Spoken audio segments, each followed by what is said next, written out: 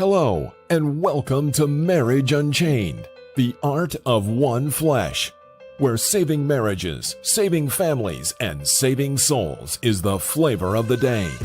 Now, let's join our host and author of Marriage Unchained, Catholic Alpha Radical, Jerry Jacobs Jr.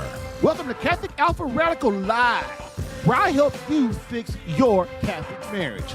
I've coached and helped hundreds of men in their marriages, and now I want to help you. Call 313-RADICAL now.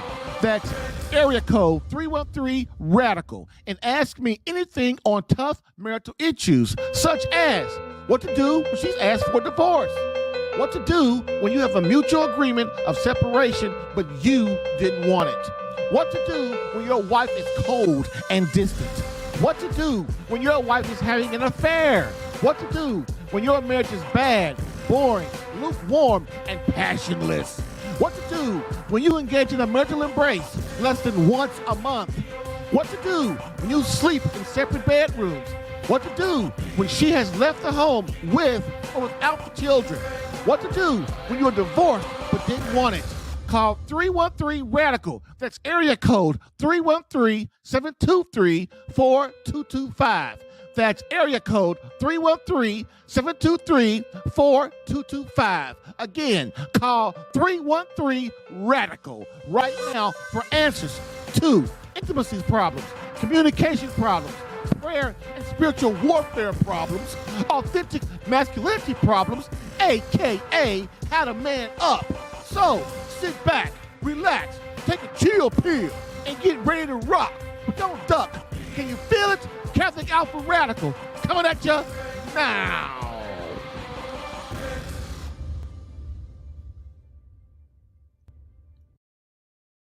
Hello, and welcome to Catholic Alpha Radical Live, the podcast that helps you fix your Catholic marriage while also giving you winning tactics for marriage problems, girlfriend problems, and intimacy problems for men. But moreover, my main mission is to keep you out of divorce court. And for Marriage Unchained, the art of one flesh, divorce combat coaching is the flavor of the day, while also helping men understand marriage and courting, not dating in the Catholic faith. Why? Because dating is for sex and courting is for marriage.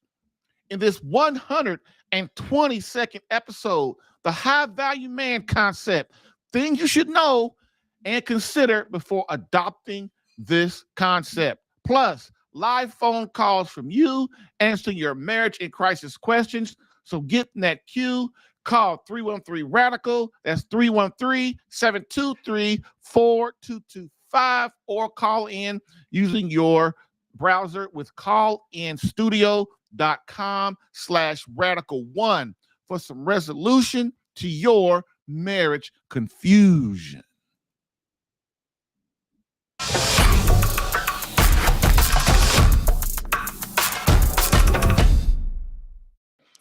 And now we hit our infamous quote of the day.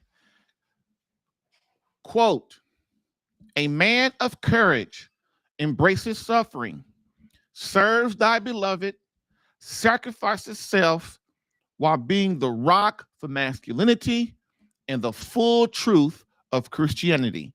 End quote, Catholic Alpha. I've helped hundreds of men in their marriages. Allow me to help you in yours. Get live Catholic marriage help Monday through Friday, 10 a.m. Eastern, for some resolution to your marriage confusion.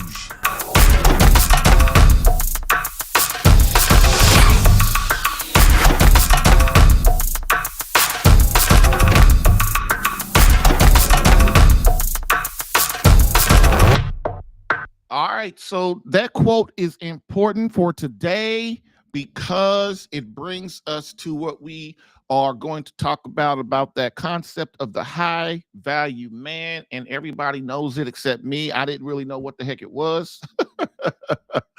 But that's why you have a wife and younger and kids. They tell you everything if you just ask. And so basically the quote is, "A man of courage embraces suffering, serves thy beloved, sacrifices self while being the rock of masculinity and the full truth of Christianity. And this is the my mission statement, basically kind of quote for my website. I use it all the time. I came up with it many years ago because it helps me keep in the right mindset, in the mindset of what this life is about, what I'm supposed to be doing. And I kind of passed it on to the guys in my program. I talk about it a lot. And so that brings us to like today about masculinity. And again, it's like I always find myself going back to masculinity. I mean, it's like an epidemic. It's like we are always attacked. We are always attacked. We just, I guess Satan knows if he can get rid of us, the protectors and defender, then everybody else in the house is putty, which is true. But man, it's like every show I go on, every podcast I get invited to be on podcasts and stuff, other shows all the time. And man, it's like we start out we always start out talking about masculinity, always, and it goes on for a long time. Eventually, though, we kind of get to marriage, but that's kind of the reason I talk about marriage and masculinity and God, because they're all really one. It's hard to not talk about one and talk about the other, because most of the time, men, I go on other shows, and I go on Protestant shows a lot too, and people just don't really understand what masculinity is really about. And so today, in this first segment, we're going to deal with my radical rant on my 13 observations on the mindset of the high value man.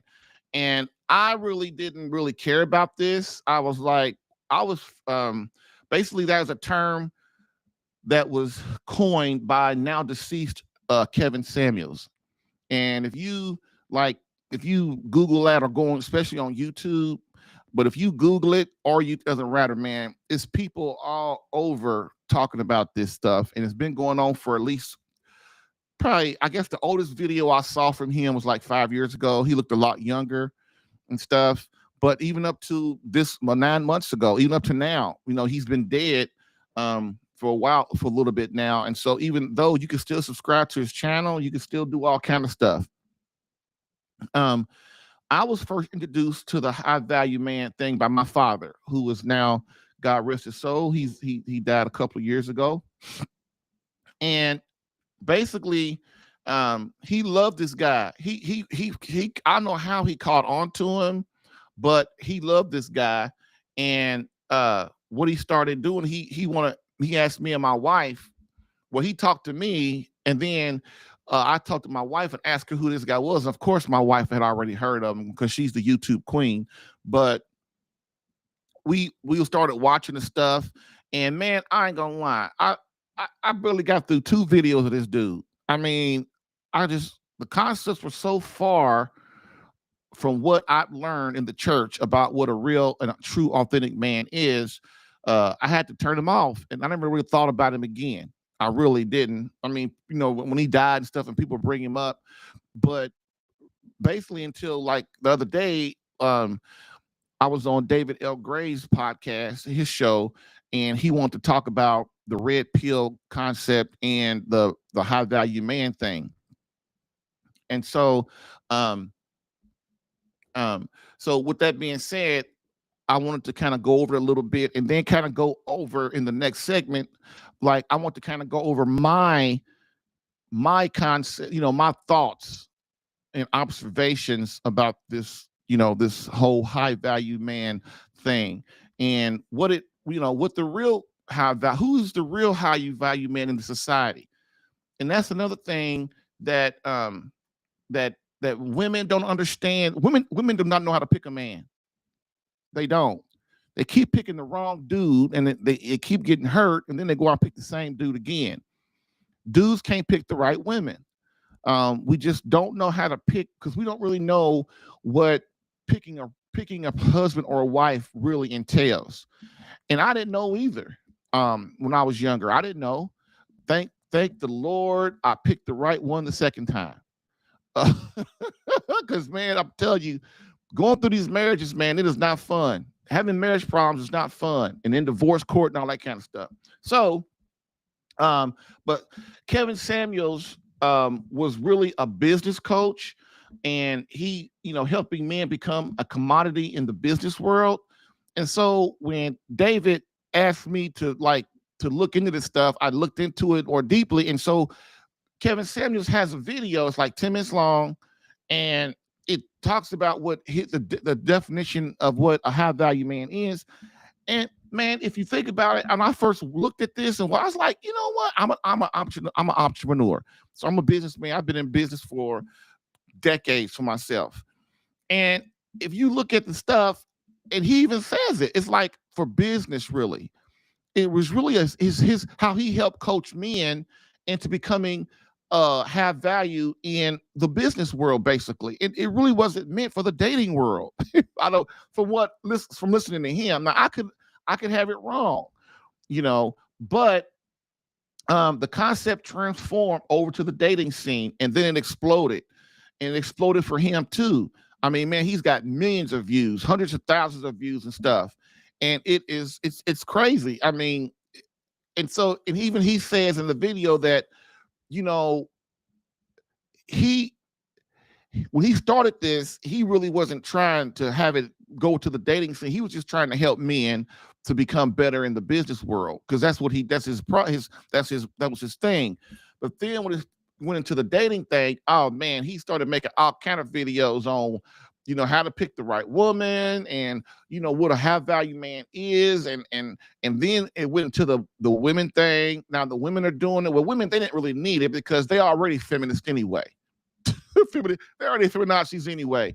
And so now you got women trying to think they have value. You got men trying to think they have value, but nobody understands the real concept of what the man was talking about, or what is really to be taken from this. And so what I'm going to do real quick is just give you what his 6 concepts are of a high value man. Okay. So 6 concepts. So the first one is a high value man makes a minimum of $10,000 per month. Okay. 6 figures. That is like the bottom. So when I was researching, I saw this one that says the minimum is like 500,000. But anyway, 6 figures is the thing.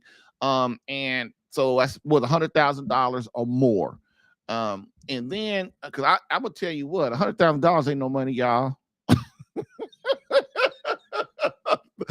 Hey, $100,000 ain't no money, y'all. In this society, in this country, it ain't. Now, maybe we go to Tahiti or something, or China or something. I don't know, but I know here, $100,000, man, you barely can pay your bills and get health insurance and save for retirement with that money. But that is the minimum. And then he says, like, the movement really kind of started in Atlanta, I guess. But then he says you adjust it for where you are. Like, of course, in LA, it would probably be more like San Francisco or something than it would be in, say, Indiana or Atlanta. So the next one is a high value man must make this money consistently over time for at least 3 to 5 years. Okay. So again, we're focusing on, money, and the it's kind of an entrepreneur business kind of concept. And so basically that's saying that it's like people, matter of fact, the other day I was thinking about getting a new car. And then somehow I was thinking about, how dating, because, I'm in the dating world, mainly in the marriage world, but, dating kind of overflows into the marriage thing.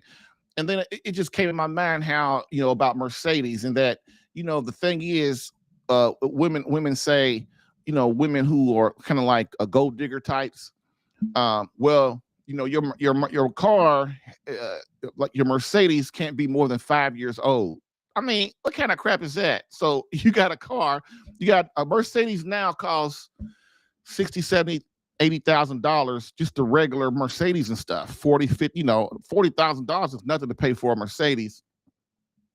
And you telling me it's 2023, and you telling me in 2000, if I still got the same Mercedes, and it's not so in 2028, then I'm not high value enough, right? I'm not worth it, And I was just thinking about that, and then after that, then I get David wanting to talk about it on his show. So the next one is a high value man must be accepted by the group of other high value men. So this is basically like the old boys network. I mean, you surround yourself with other men, and you are other high value men. Look at you as a high value man, as part of the group. Okay. The next one is a high value man must be able to add to the group by his networking ability and his contacts.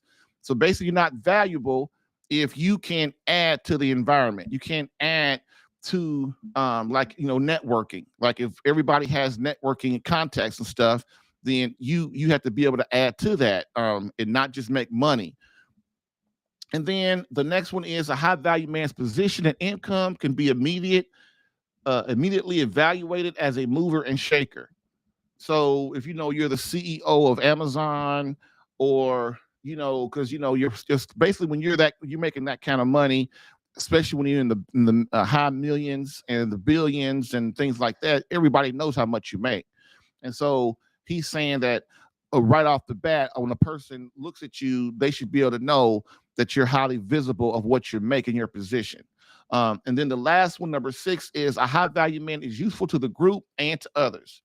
So basically, you give back to, you're useful. You can be, if you need it, you can add to what's going on, to the situation. You can solve problems and things like that.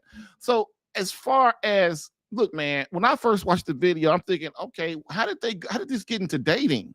I was like, this is purely business concept stuff. And, we hire coaches all the time for our marriages, for our jobs, for our businesses. And if you look at, if a coach came to me and was saying these things like this, as far as, in the business world, I'd be like, yo, this is cool. This is sweet. But of course, people, we mess it up. We mess it up, don't we? When I was first asked to watch this, since I've been in the business for myself for decades, I thought, this is a good business strategy. But as usual, like I just said, people screw things up. And when it went into the dating world, it exploded. And so he expanded it for the dating scene, and it became this I am more worthy than you concept.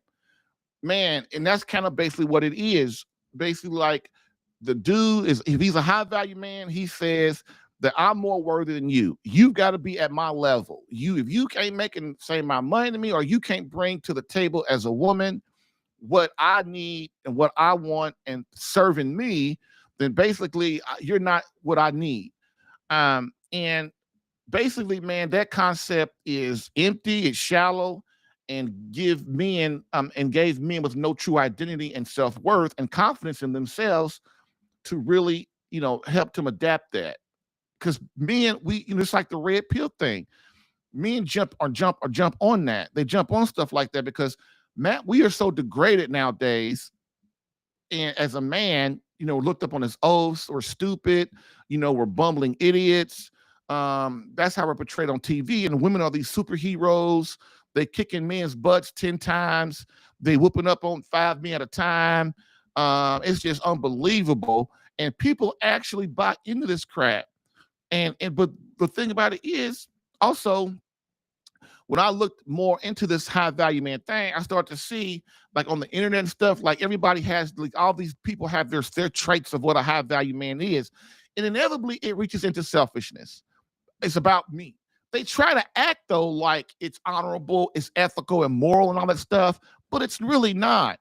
It's really not. Just think, if you're a man and dating somebody, and the woman approaches you, and the first thing you start evaluating her on is if she's worthy to be with somebody as great as yourself.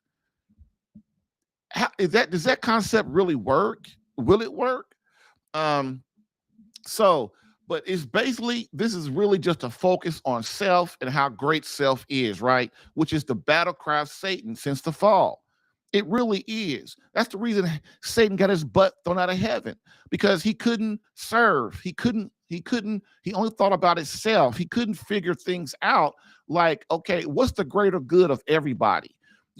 Jesus Christ, that's why the litany of humility is such a great prayer, because it helps you not focus on yourself and to understand what humility is, because humility is the only thing that really defeats evil.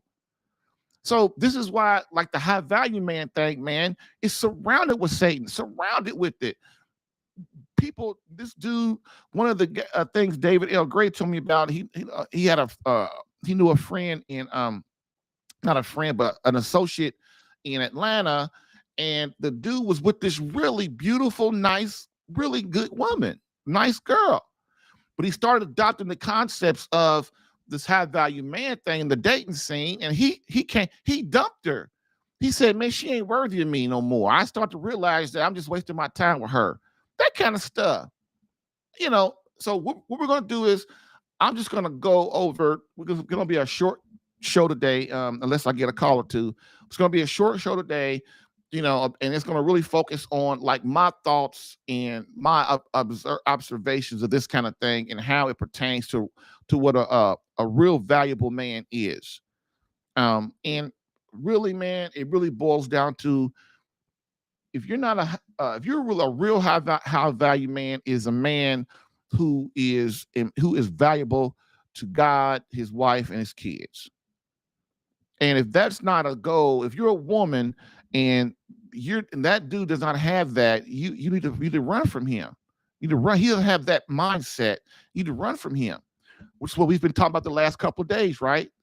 That dating is for sex and courting is for marriage. If you're a man, if he's not in the courting mindset of the future and has the big picture in mind, which is a life of love, honor, respect, and devotion for his wife, for God, his children, and with that journey that inevitably leads to eternity with our Lord Jesus Christ, then it's a short-term deal. It's a short term.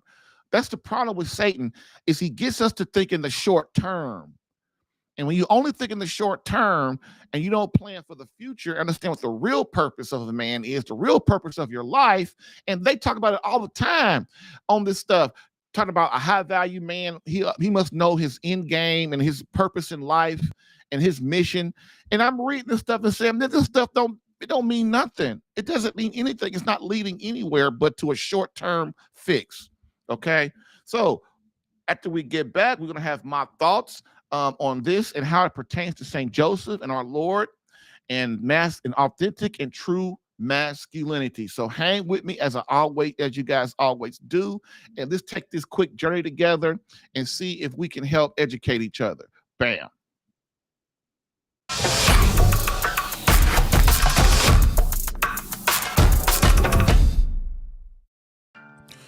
If you're getting value from this podcast and would like more personal marriage help, visit SaveMyCatholicMarriage.com for an opportunity to work with me personally for free. Yes, within 30 days, learn how to become a better husband that attracts your wife back to you. Visit SaveMyCatholicMarriage.com and get a plan tailored specific to your marriage and situation. I've helped hundreds of men in their marriages. Allow me the chance to help you using my personal and gained experience. Visit SaveMyCatholicMarriage.com for superior coaching for your marriage. Again, SaveMyCatholicMarriage.com. That's SaveMyCatholicMarriage.com to become the man God created you to be and the husband your wife needs. Lastly, I always get the question, why don't you help women? And I always answer them, I do. So, for all of you beloved wives out there that want to reignite that feeling of emotional closeness and complete love from your hubby, consider marriage coaching and visit SaveMyCatholicMarriage.com for an improved marriage within 30 days.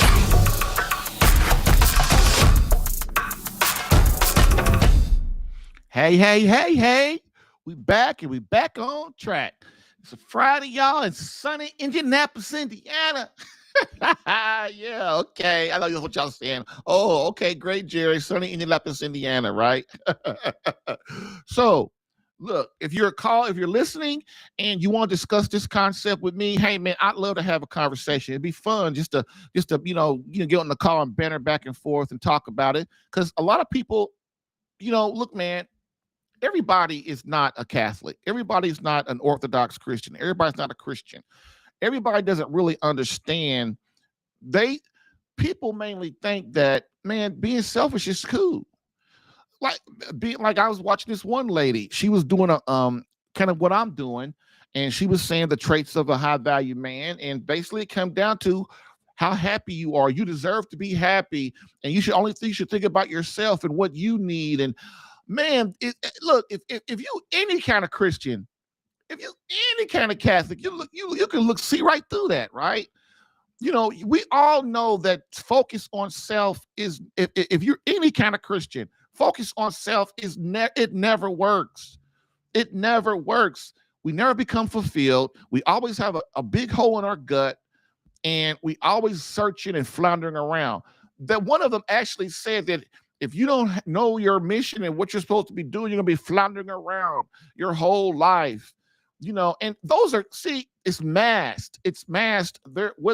That's what I said. This high value man concept is masked in goodness and greatness and holiness and ethicalness and all that stuff. But it's really not. It's the core of it is selfishness and what you can do for me. Right? So, hey, so if you want to talk about this and have a little good 5 or 6 minute conversation, cool. Or hey, put a comment in the in the comments, and send me what you think on that. So another thing too, man. So what we're gonna do is talk about, as promised, the high value man mindset, the surefire way to be old, lonely, and abandoned. One of the things that when I first started CatholicAlpha.com, one of the 8 years ago now, whatever it is, one of the things that stuck in my head that I realized that I'd never wanted. And what was that? That was, I never wanted to be in a nursing home by myself, with old, sickly, with no visitors, nobody coming to see me, nobody thinking about me. And because and I'm so old and lonely, I'm gonna die. I'm just basically waiting to die, And if you go to nursing homes, it's all around. You can see that. And it's a very sad thing how people take and just put their parents in nursing homes, there's not any connection. Or worse yet, here's what kids gonna be kids, right? Because they got their own lives, and they always visualize and about rationalize what they're doing is right. So I can in a way understand that. And plus, remember, however you treat your parents is how your kids gonna treat you. That's a free lesson for the day for y'all. That's real free. Thank you. But the main problem with being old and lonely in a nursing home is the fact that I created that. I created that. If I am in a nursing home, I'm an old person and I'm lonely and sickly and I'm just waiting to die, which is what a lot of nursing homes are about. I create that life for myself, didn't I? What does that mean? Not only did I not, maybe I didn't have a wife, or maybe I did have a wife and I've been divorced once or 10 times or 5 times. So what does that do? Alienate my children. I may only have 1 kid or no kids, or maybe I only had 2 kids, So, and then one of my kids died and I only got 1 kid, or I have no kids, right? So no grandkids to even think about or to even visit. Because if you don't have any kids, you can't have grandkids, I sit my whole life. All I did was sit there and think about money and how to make money in my job, in my career. That's my whole life, and then at the end of life, hopefully I'm healthy enough where I can stay in my own home. And if I do got $1 billion, I could hire some service to be around me, I guess, and they can serve me and I could, whatever. But basically, most people don't make that kind of money. Like all these people talking about being high value men, dude, they ain't gonna make that kind of money. They ain't gonna make a $500,000. Most people don't even come close to making $500,000 a year. Most people don't even come to making $100,000 a year. So it's a dream. It's like trying to become. I mean, it's a better dream. $100,000, $200,000 a year is an easier dream than trying to be Michael Jordan in the NBA or being a Peyton Manning in the NFL or being a track star in the Olympics or something. I mean, it's probably easier than that. But in the end, it's still a hard thing to accomplish. People who make, I mean, this is something that people don't really realize too. People who make money, they're talented at it. I realize that because I ain't talented at it, right? It's a gift. Be able to make money like that is a gift. To be able to make $1 billion, $1 million, 500, some guys can, and women too, I'm putting women in too because it's true. They just have that knack to be able to make everything they do. It rains money. Some people have that talent. It's a gift, right? Just like looks are a gift. People don't realize that either. Your looks are a gift. They are. It attracts, beauty attracts, right? So that's a gift if you're a good looking person, being able to be a great singer, someone who can sing very well, or being a great orator. These are all talents that God gives us. And those who don't have that gift, like my wife tells me all the time, honey, if I had your voice, all I would be doing is singing. And I mean, I understand what she means, but I realized a long time ago that, every time, like the other day, one of the guys, he said, well, Jerry, how's Catholic Alpha going? I said, well, every time I try to quit Catholic Alpha, God sends me all this pain in my life. So I guess I better stop trying to quit Catholic Alpha and just do what I'm told. So, but that's kind of where we are. Like, what is the high value man? And I don't want to be in a nursing home all by myself. I want to have my family. This is why you used to didn't see people in nursing homes, because they'd be around their family, and then they would have their own room in the house. They would all go eat dinner together. It was a true family thing of generations. The grandkids, the kids knew were close to you, or at least tried to be. The grandkids were close to you. Now it's like, man, the grandparents are raising the kids anyway, out of necessity, not because of loyalty or love, because they have to, because their mom and daddy ain't doing it, right? And so that was one of the concepts that I thought about that makes me thought about today when I thought about this high value thing. And the subtitle is the surefire way, high value man mindset, the surefire way to be old, lonely, and abandoned. And if you think about everything I've said up until this point, it's the truth, man. It's the truth. Thinking like this, thinking about yourself all the time, all it's going to do is just bring you loneliness and a feeling of abandonment. I mean, like my wife, and I told this story, a few times, but my wife worked at a Catholic cemetery. People would die when nobody come to the funeral. They just get a vial, they burn them, they cremate them, and put the vial, put the thing into the wall, into the monastery thing. Just leave it there. One person might come and visit them or something, but that's the whole thing. It's what I'm trying to get. That's my whole point today. Really, this is my really whole point. Is this concept is a path to loneliness. It's a path to emptiness. It's a path to being abandoned by your friends, your family. Because people ain't stupid. Even people who are of Satan, even people who are not really Christian people, atheists or whoever, we all have this law written inside of us, is we know when somebody is selfish or they have these kind of ways of thinking, we get away from them. We don't want to have anything to do with them, right? We kind of like get away because we don't want to be part of that. And so that is kind of my whole thing today. So my observations of the high value man mindset. Does he even know how to fulfill the needs of a woman and keep her happy once he gets her? That's one of the things I said at the end of the show the other day when I was a guest. And he thought it was so funny. And the people that were listening thought it was funny that, okay, you got all this money, but then you can't You can't even keep the woman happy. You get the woman who you say, okay, she's worthy of me. Ooh. So now, you got her, but in 5 years, she can't stand your butt. In 5 years, she's trying to divorce you and take all your little high value man money. Right? Dude, I coach men all the time, and I'm telling you, you can't, that way of thinking, women, once they know your game, they will try to get rid of you. And the thing about it is, when you're married to them, they're gonna take half your money. They're gonna take your house and your car, your 401k. They're gonna take all that little money you think you got. Okay. Next, selfishness. Talked about that already. Basically, it's a concept of selfishness. It's not of true man. It's not of authentic masculinity. To only think about a person in the object way of thinking about them as a knife, a fork, a spoon.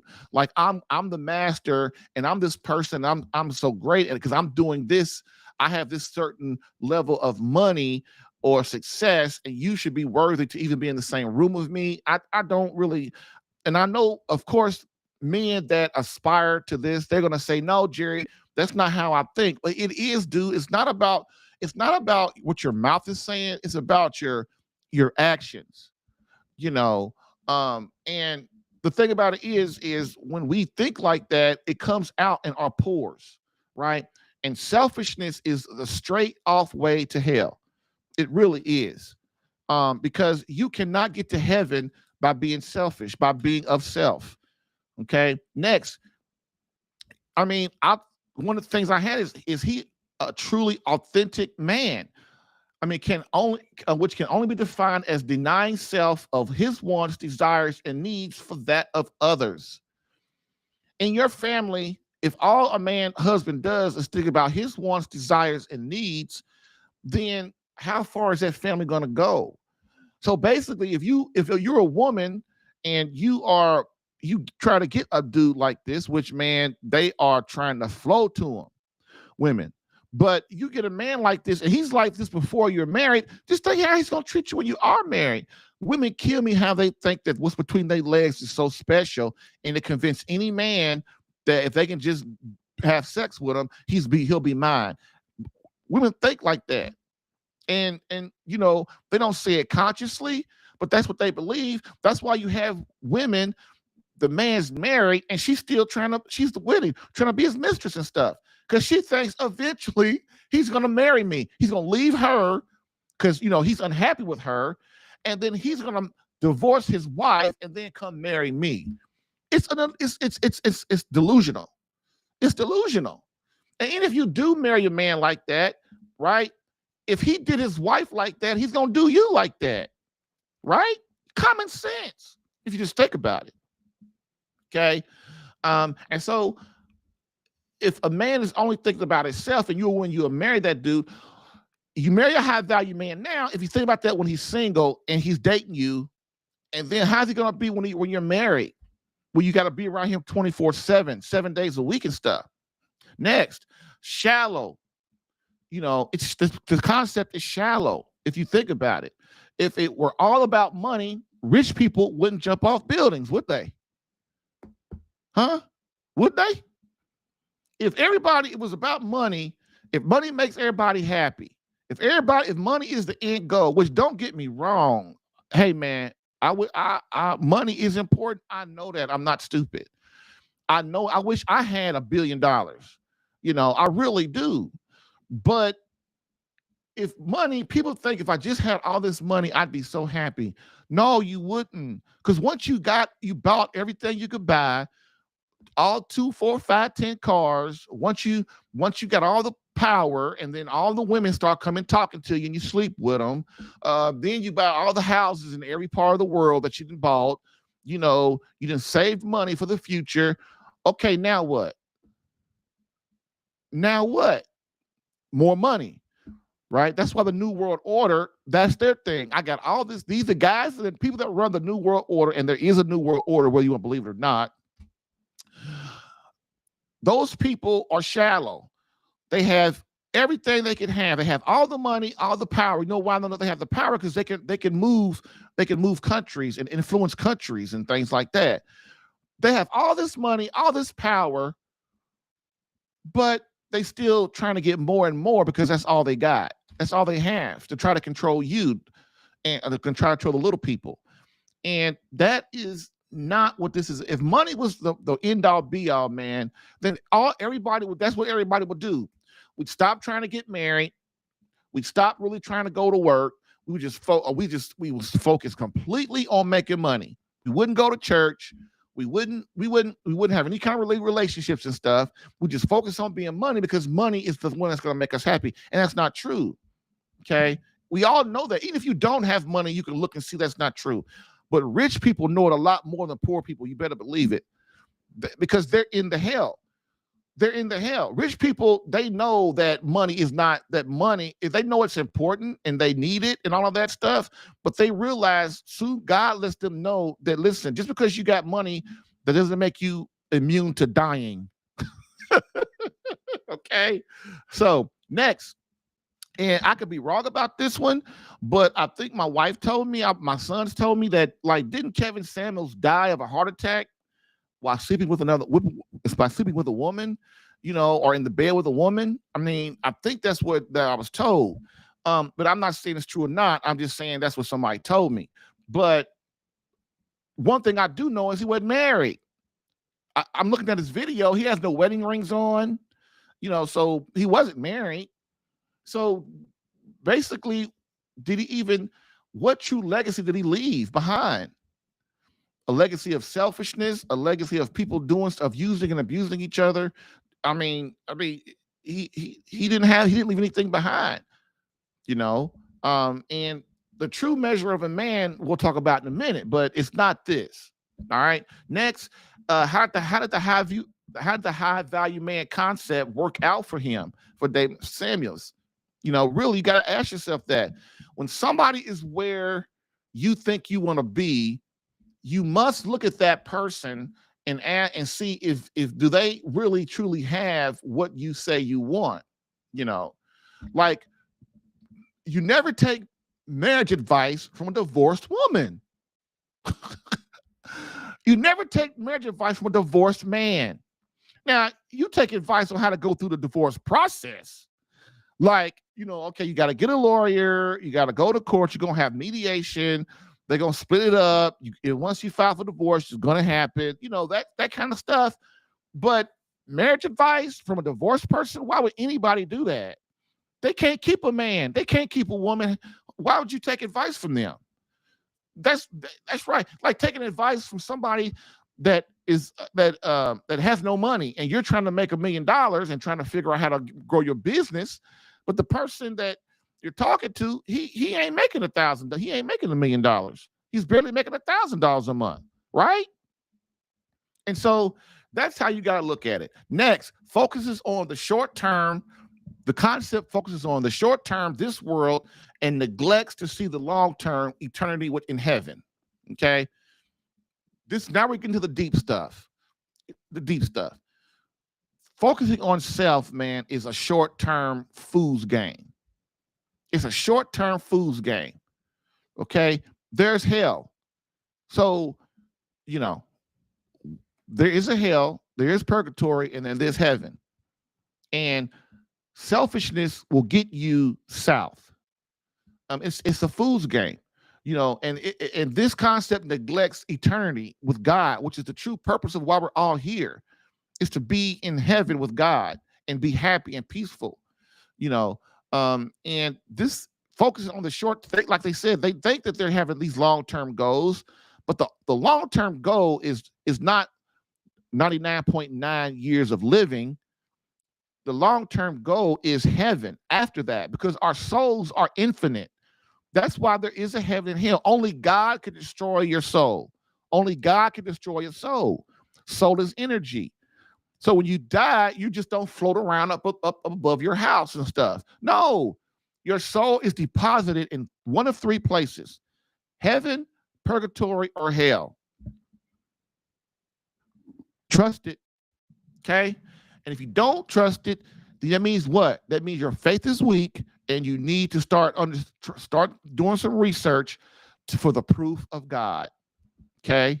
And one of the places to start It's called the Kalam argument, which means the first mover principles. Once you go through that, you will start to believe there's a God. You will. Okay. Next, be as Christ, willing to die for something greater than themselves. Can never be truly fulfilled as a man.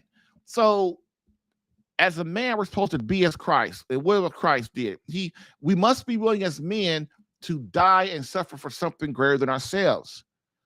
And so, if we're always focusing on another person as not being worthy of us or them being lower than us, if we can get them to our level and we only focus on ourselves and our money and things like that, what we can do, what others can do for us instead of what we can do for them, it kind of defeats the purpose of what we're here for. And another thing too, as a man, you can never be fulfilled until you're willing to die for something. You won't be fulfilled as a man. You won't. Give your life away for God. Give your life away for your family. That is what a true man is about, because then you will start to feel some of that emptiness in your gut. And then God will do the rest. The Holy Spirit will fill the rest of it up, which is the fire for our Lord and the fire for the Holy Spirit and the fire for God himself. Now, this is another point I thought about. Should we teach our sons this concept? Should we? I've got sons. Should I teach my sons this concept? You've got sons. Should you teach your sons this concept? And as a parent, we got to ask ourselves, like people that obsess, a kid is 3 years old and they obsess with the preschool the kid's going to. Oh, this is the highest school in the New York Society pages. We've got to send our kid there to give him a stepping stone. The kid's 3 years old. Let the kid be a kid, but they don't do that because people they look at the short term of this world. And man, listen, I'm not saying that's a bad thing. I'm saying there has to be a perspective. Put everything in its proper perspective, right? So we teach our kids this stuff? Should I? Should I teach my kid that, hey, you got to be making at least $500,000. You got to focus completely on that. Don't worry about God. Don't worry about your marriage. Don't worry about getting a wife. Don't worry about your children. You just keep on forging and getting that. And then once you get that, then you can start trying to get acceptance into the high value man deal. Okay. I don't know. I wouldn't teach my sons that. I really wouldn't. Should we teach a legendary marriage is the real legacy and definition of greatness? Boom. So what is a legendary marriage? A legendary marriage is a marriage that is so great that it spans through time, right? So what does that mean? How do you get your marriage? How do you and your wife create a marriage that spans through time? How do you leave a real legacy? Well, what you do is your marriage is great, so your children all want to get married, and then they know how to create a great marriage. Then their children create a great marriage and want to get married, and then on and on and on. That's how you create greatness as a man. Sure, you could be an architect and build a building, and that's all nice and everything, but buildings can be torn down. Buildings can be just blown up. A soul can't be blown up. A soul cannot be destroyed unless God himself destroys it. So you as a man, you create such a marriage that your children become saints and their children and their children, and everybody's in heaven with God. And those souls go on for eternity. That's the legacy that we all as a man should be trying to focus on. And sure, money, career, and success and greatness in job, that is great too. That's a commodity. And it's a necessity, and it could be the icing on the cake, but don't get it twisted. There are people of great successes that can't stay married. They can't keep each other. They can't keep each other happy. They can't even have a dang on conversation without fighting and arguing. Okay. Next, the true definition and meaning of a man. The true defining measures of a man is what? His relationship with God, the love, respect, and devotion of his beloved wife, and how his children view him. Man, when I say that, people go, oh, wow, that's deep. Oh, my goodness. But dude, that's the measure of a man. It is. in order to get those things that I just said, what do you have to do? In order to get, think about it. Just think about it for a second. Please think about it for a second. In order to get what I just said, a great relationship with God, the love, devotion, respect of your beloved wife, and the way your kids view you as being a man of respect, someone that they can love.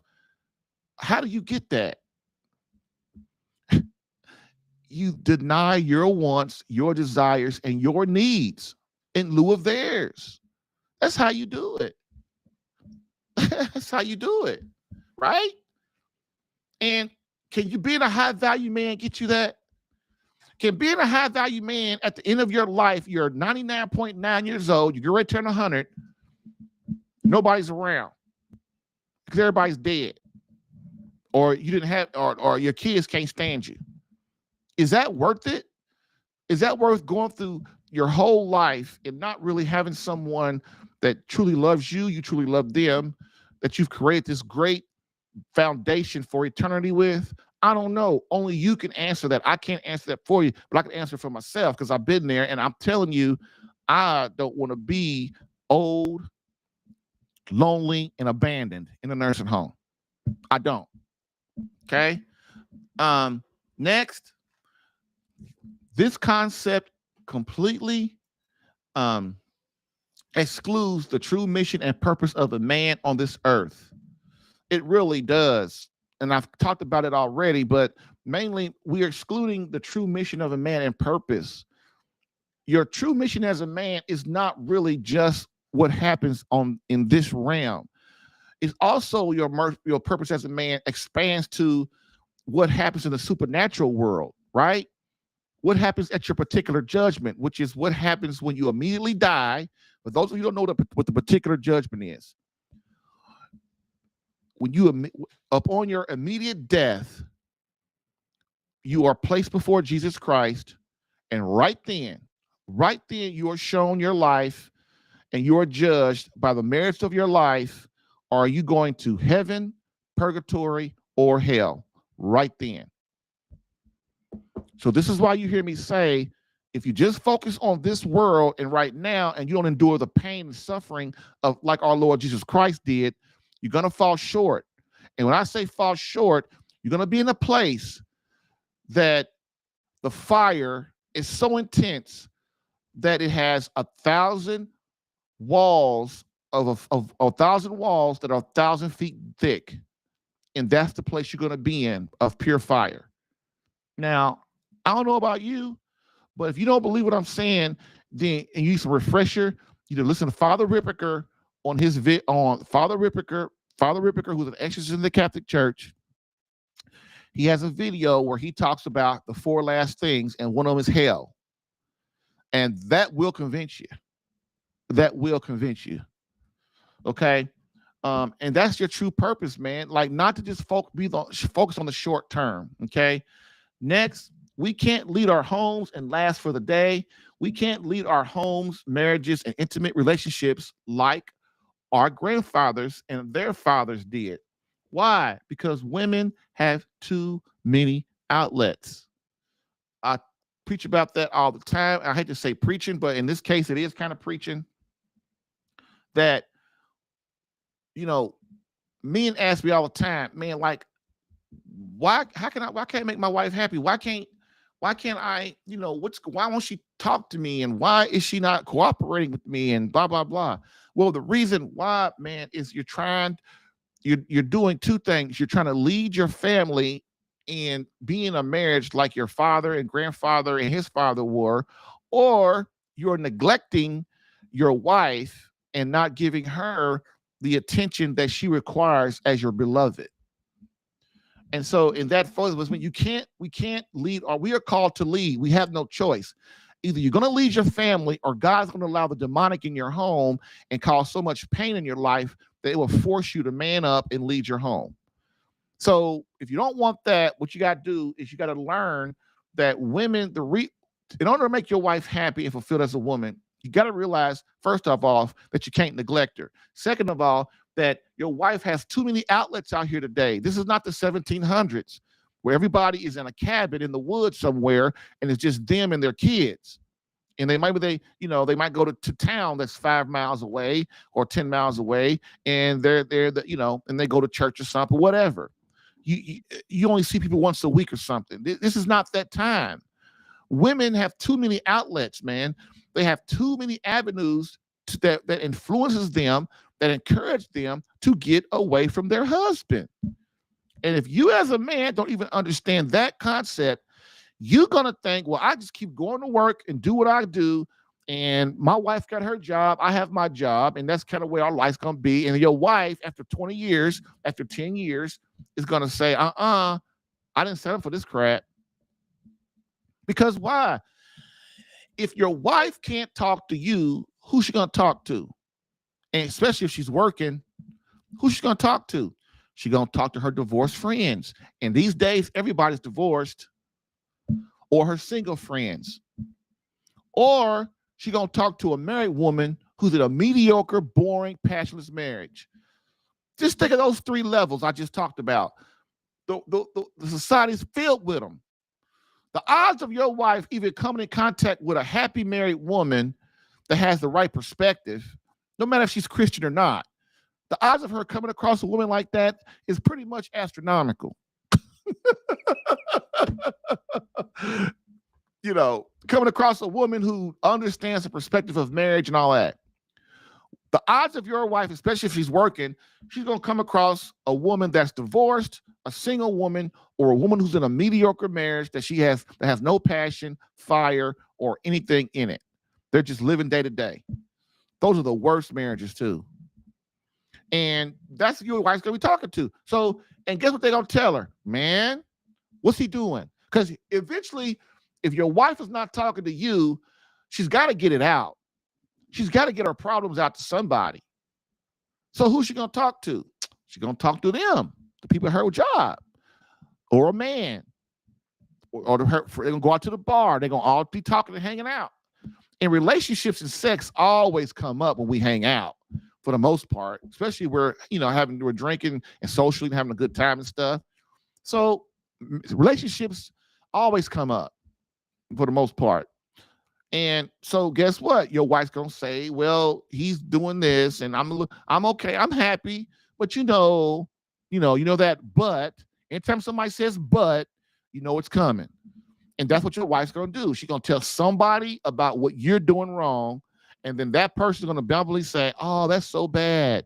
Girl, if I was you, I'd get rid of him.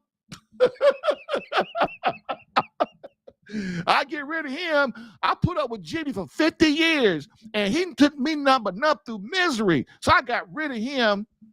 So that's what you should do, because I'm so much happier now. Yeah, you are. Really? You're in menopause. You got 1 child. You're having no sex. You're probably masturbating, and you probably ain't going to church. Yeah, that's real better. That's a lot better, ain't it? All right, y'all. That's what I got today for you. I hope y'all enjoyed that. That's a little fun show just to mess around a little bit. My man David L. Gray got me thinking about it a little bit. I want to bring it to my show. If you didn't like it, that's fine. If you did, that's fine too. We go 5 days a week. Can't be serious about stuff all the time, man. You gotta loosen up a little bit and have a little fun. It's a nice sunny day in Indianapolis, Indiana. So I thought I'd just kind of throw something, a little sidebar to things. And I hope y'all enjoyed it. And what we're going to do is we're going to take a break real quick, and then we will be back.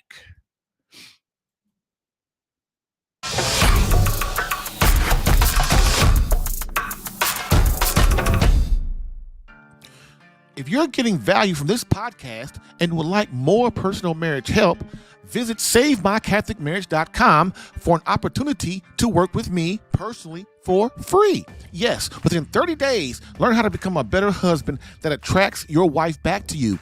Visit SaveMyCatholicMarriage.com and get a plan tailored specific to your marriage and situation. I've helped hundreds of men in their marriages. Allow me the chance to help you using my personal and gained experience. Visit SaveMyCatholicMarriage.com for superior coaching for your marriage. Again, SaveMyCatholicMarriage.com. That's SaveMyCatholicMarriage.com to become the man God created you to be and the husband your wife needs. Lastly, I always get the question, why don't you help women? And I always answer them, I do. So, for all of you beloved wives out there that want to reignite that feeling of emotional closeness and complete love from your hubby, consider marriage coaching and visit SaveMyCatholicMarriage.com for an improved marriage within 30 days.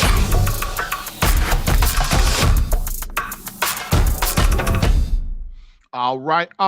We are back for our conclusion, and as we always do, we end with a quote from Pope Benedict XVI, which states, society offers you comfort, but you weren't made for comfort.